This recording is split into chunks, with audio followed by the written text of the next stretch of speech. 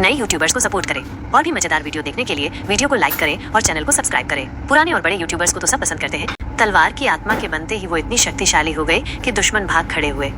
इसी बीच फेंग किंगजी ने फेंग शुआनजी को अपने महल में एक महत्वपूर्ण चर्चा के लिए बुलाया। फेंग किंगजी ने फेंग शुआनजी से बर्निंग हार्ट स्वॉर्ड ज्वलंत हृदय तलवार को पाने में मदद करने को कहा और वादा किया कि इसके बाद वे दोनों साथ मिलकर अमरता प्राप्त करेंगे। फेंग शुआनजी ने तुरंत जवाब दिया, तुम इसके लायक नहीं हो। अगर तुम स्वर्गलोक में भी पहुंच गए तो भी तुम एक मूर्ख ही रहोगे।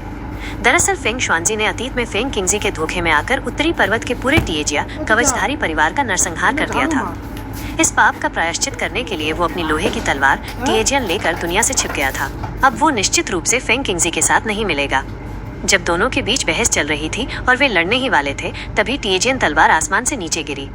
अपने गुरु को अपने पूरे परिवार का हत्यारा जानकर टिएजियन ने तुरंत अपने गुरु को बुलाया। टिएजियन अपने गुस्से को और नहीं रोक सका और उसके पीछे की बर्निंग हार्ट स्वॉर्ड भी बेचैन हो उठी। हालांकि जब टिएजियन ने अपने गुरु पर हमला करने के लिए तलवार निकाली तो उसने अचानक दिशा बदल दी और बगल में खड़ी फेंग किंगजी की ओर वार किया।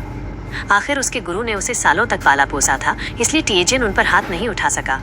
लेकिन वो मार्शल आर्ट विशेषज्ञ फेंग किंगजी का मुकाबला कहाँ कर पाता।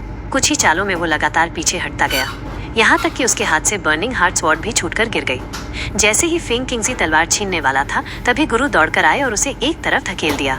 अंत में गुरु ने अपने जीवन का बलिदान देकर अपने पिछले पापों का प्रायश्चित किया। फेंग किंगजी ने टिएजियन को भागते देखा, लेकिन उसे कोई परवाह नहीं थी क्योंकि उसकी आंखों में केवल बर्निंग हार्ट स्वॉर्ड थी। इसके बाद उसने बर्निंग हार्ट स्वॉर्ड को हाथ में लिया और शिन्यू पर्वत के पास आया, जहां वो कई भिक्षुओं को अमरता प्राप्त करने के लिए ले जाने वाला था। जो लोग उसे रोकने आए वे उसके सामने बिल्कुल कमजोर साबित हुए। कुछ ही वार में उसने उन सभी को मार डाला। हालांकि तभी एक विशालकाय रक्त सर्प ब्लड पाइथन आसमान में उठा। उसके पीछे के भिक्षु भयभीत होकर पीछे हटने लगे, लेकिन फेंग किंगजी बिल्कुल भी घबराया नहीं। उसने अपनी आध्यात्मिक शक्ति को बर्निंग हार्ट स्वॉर्ड में डाला, फिर शक्ति इकट्ठा करके हवा में छलांग लगाई और पलक झपकते ही रक्त सर्प को वहीं मार डाला। कई बाधाओं को पार करने के बाद वे स्वर्गीय आपदा मार्ग टियांजी लू के नीचे पहुंचे। स्वर्गीय आपदा मार्ग घने बादलों और गरज के साथ अंधकारमय था। सभी ने सोचा कि वे तुरंत अमरता प्राप्त कर लेंगे और खुशी से झूम उठे। जल्द ही अमरता प्राप्त करने के लिए उत्सुक थे। तभी फेंग किंगजी का असली चेहरा सामने आया। जैसे ही उसकी बात खत्म हुई, सभी एक जादुई संरचना में जमा हो गए। ये सब फेंग किंगजी की एक साजिश थी। वो अपनी अमरता के लिए दूसरों की तलवार आत्माओं को सूख कर अपनी शक्ति बढ़ाना चाहता था। देखते ही देखते भिक्षुओं की तलवार आत्माएं उनसे जबरन छीनी जाने वाली थी।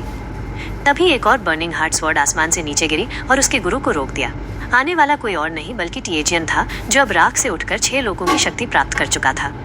वहीं फेंग किंगजी, जिसने दूसरों की तलवार आत्माओं को सूख कर मुश्किल से 6 लोगों की शक्ति प्राप्त की थी, टिएजियन का मुकाबला नहीं कर पाया। कुछ ही वार में उसे मुंह से खून निकलने लगा।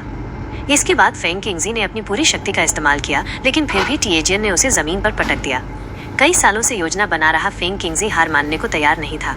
उसने बर्निंग हार्ट स्वॉर्ड लेकर टिएजियन पर हमला किया, लेकिन वो टिएजियन के सुरक्षा कवच को भी तोड़ नहीं पाया। ये सब टिएजियन और फेंग किंगजी के बीच के